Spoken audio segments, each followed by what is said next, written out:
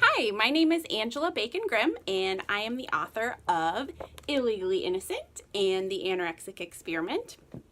And today I want to talk to you about what to bring to your first book signing. So this will be part one of a two-part series. Today I'll be talking about items to bring, and the second part will be talking about other ways to prepare. So obviously, one of the first things that you need to think about bringing are copies of your books. You don't need to order like 1,000 copies of your books or anything like that. If it's your first book launch party and you know that there are going to be a bunch of people there to buy your books, you might want to have like 50 copies or something. But if it's an event that you're doing with other authors, or you're going to be selling your books at a craft show or something like that, like if you only have one book out, you might want to bring 20 or 25 copies. But if you have more than one book out, probably you only need to bring 10 to 20 copies of each book. And even that will probably be more than enough. But yes, you don't need to spend a ton of money on copies of your books. Just have some available. Another thing that you need to bring, obviously, are pens to sign your books with, since it's a book signing. So lately I've just been using like cheap black Bic brand pens. Those work really well. They write smoothly. One thing you will want to do is bring more than one pen in case one starts to fail on you. And you will want to test your pens before you go to your signing, just to make sure that you actually have some pens with you that work. Another thing that you might want to bring is a helper.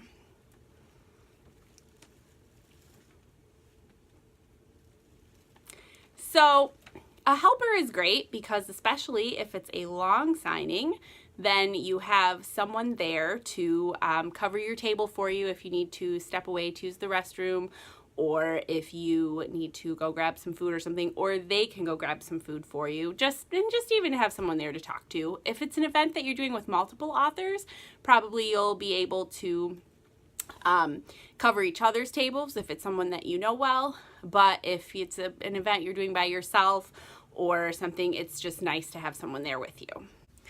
The next thing that you will want to bring is a tablecloth or multiple tablecloths if you will need them.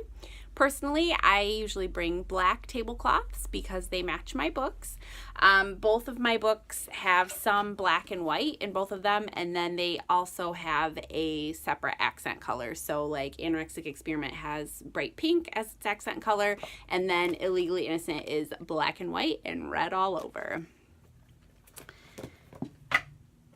The next thing that you're going to want to bring is a price sign.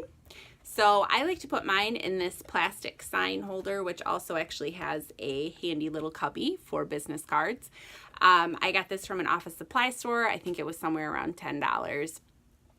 And that works out really well because then the price is right there. People don't even have to ask. They can see how much it is.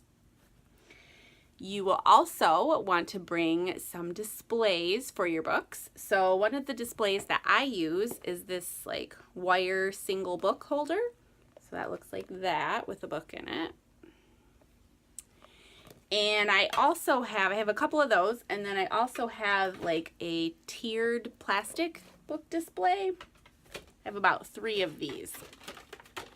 So that's kind of nice because it kind of stacks your books up, so it gives it a little bit more of a professional look on your table.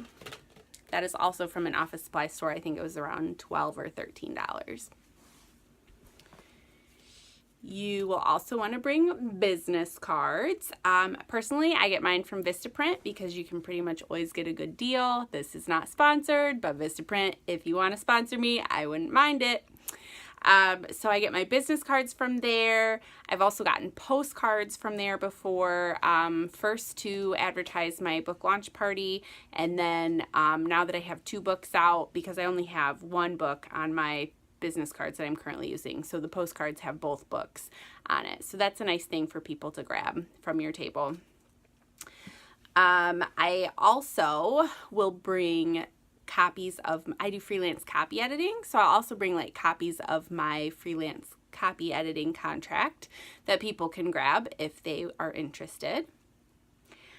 I also have a free e-newsletter that I send out every other month. So I bring a sign-up sheet for that, and I always put it on a clipboard because your tablecloth is going to be kind of squishy and hard to write on, so this gives people a good surface. The clipboard gives people a good surface to sign up for your newsletter on. If you're doing an outdoor event, you will want to bring something to hold your any like loose papers that you have on your table down. So like for example, when I talked about bringing my freelance copy editing contract, if I'm doing an outdoor event, I have to put something on it, otherwise it'll blow away. So anyway, something that I personally like to use to hold things down are like these colored polished rocks. Personally, I love rocks. So if you also love rocks, would you please comment below? I like to pick colors that are, you know, as close as possible to my books that I have out so that my whole table looks cohesive. So I'll use those to hold loose papers and things down.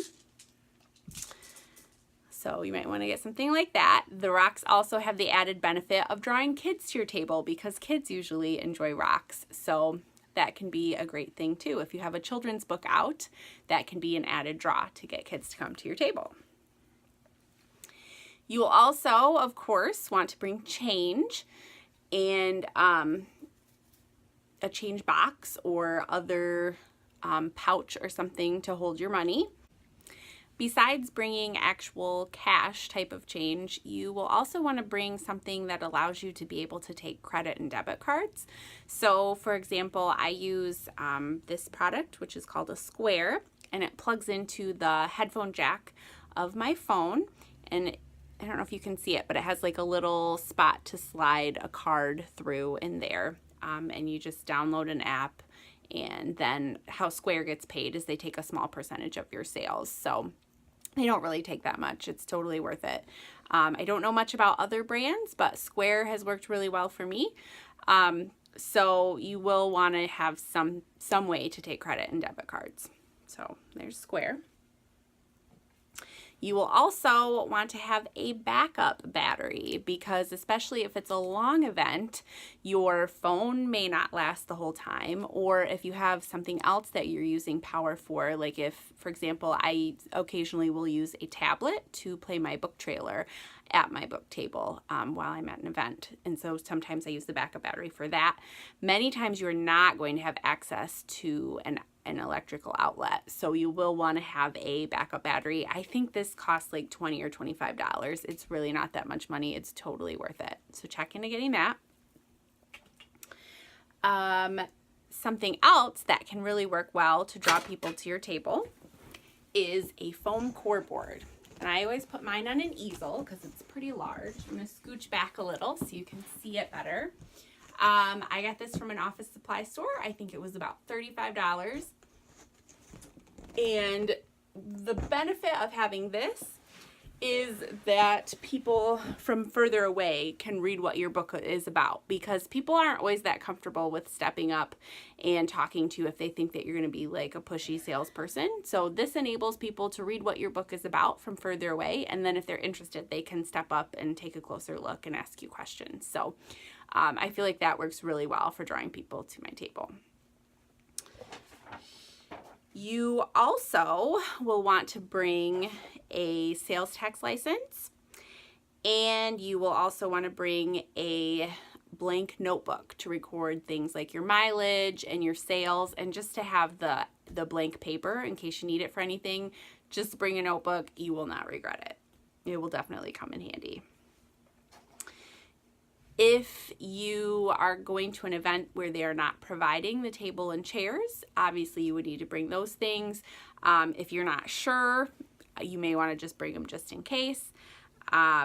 You will also want to bring something like that can protect your more delicate items if it's bad weather. So like if it's raining or snowing, I will usually bring big black plastic garbage bags to cover up like my my foam core board, because that could really be destroyed in some rain. I will also use those garbage bags to cover up my boxes of books, because you don't want a bunch of copies of your books getting destroyed in some random thunderstorm. That's not cool. So prepare for that. And the last thing that you will want to bring are some bags, so that when people buy your book, they have a way to keep it from getting damaged as they are shopping perhaps at other authors' tables, or if it's like a craft show or something, they're probably going to be buying other stuff. So that helps protect the book that they just purchased from you. So in case then you become a super famous author someday, they can have an undamaged book and can be like, look at this, I met them way back when. So anyway, if you can think of anything else that you would bring to a book signing, please let me know in the comments below. I will be posting a list of all of these items for a book signing on my blog at angelabaconbooks.com, so you could print that out if you'd like.